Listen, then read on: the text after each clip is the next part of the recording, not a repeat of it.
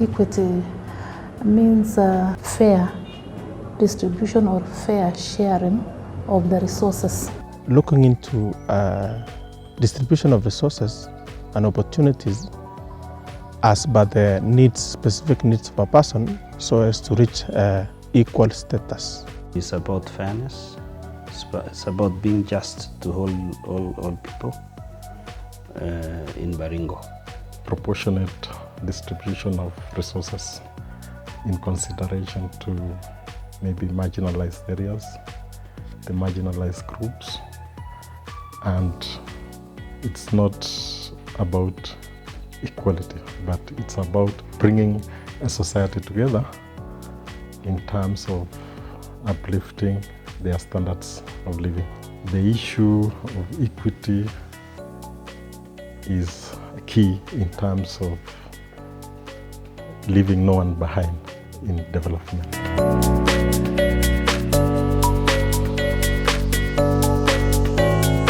Access to water has the highest inequalities because though health is not also very far, because we have recent research has shown that there are wards that have as low as less than 2% of water coverage, while others have 85%. Here I'm talking about an example of a ward like Eldama Ravine and a ward like Silale or Tirioko down there in the lowlands. Even if you look at the distance traveled, we do an average of around 10 kilometers. That should tell you that the areas that are very close to water sources, as close as in their households level or homestead level, while others do even up to 20 kilometers. Especially in our part of the sub-county Tiati, part of Baringo North, and even south, and even part of Mokotio. There is a lot of long distance travel looking for water. They are not available. The dams dry up. The water pans also dry up. The boreholes are not sustainable. And water has been getting the highest allocation. The community has been prioritizing water as a priority. But looking into now, even the Department of Water in Baringo, the department have been distributing resources equally in terms of projects. But for equity to be achieved, we have to be biased to some wards where there's access to water is still very low. In water sector, as it has been presented to us, by 2012, our water coverage was just below 20%. Currently in Baringo, we are doing at 38%. And in Baringo County, we're putting a lot of efforts into provision of water because water cut across almost all the sectors in Baringo County, all the 10 sectors.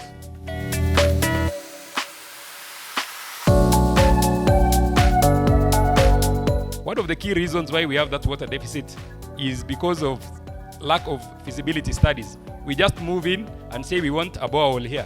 Nobody has done any study to confirm whether the hydrological state of the area can host the water. As far as roads are concerned, in Baringo, we have a road that was earmarked to be done since colonial time but has not been done. The population there cannot access any form of a service. People are being carried using what? Other means.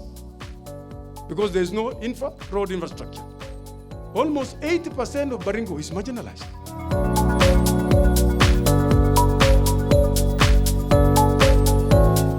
What comes out of the public is what the citizens want. It is their needs, and they are the one to utilize. The national government can increase the resources that comes to counties. The county government of Baringo has been cooperative with us. We've been having a governance roundtable, whereby all the departments, all the CECs, CEOs, and key decision makers in the government, we have a roundtable with the CSOs. And during the roundtable, we've been able to highlight our issues in terms of social accountability. The executive has made also efforts to alleviate those marginalized areas by doing water pans, boreholes, and even dams, and also in partnerships with other players in development. The emphasis always has been to address those needs, like especially water. The government should improve on their role on public participation.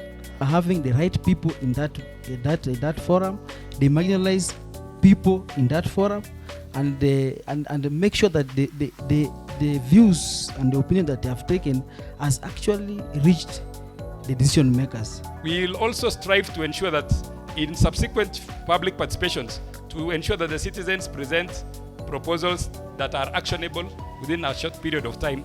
We are going to ensure we have technical officers to assist the populace when prioritizing projects. We need to increase civic education to our people, that for us to develop as a county, we may have to lift other wards that are below us. County governments can think of investing and expanding the economy, targeting projects which will expand our agricultural economy, the business industry. That will help us employ more youth to increase the revenues going to counties. To amend the Ward Development Fund, that is an effort, it's a try we made, so we want to amend that so that we reflect the national share of revenue, putting the parameters in place.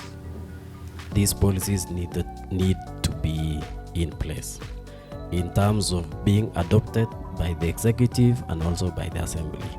When we do the plans, all our plans from the CIDP, that is County Integrated Development Plan, the annual development plans, sector working groups, even in the budget process, we normally engage the public. So that is one way that we are trying to address these inequality issues.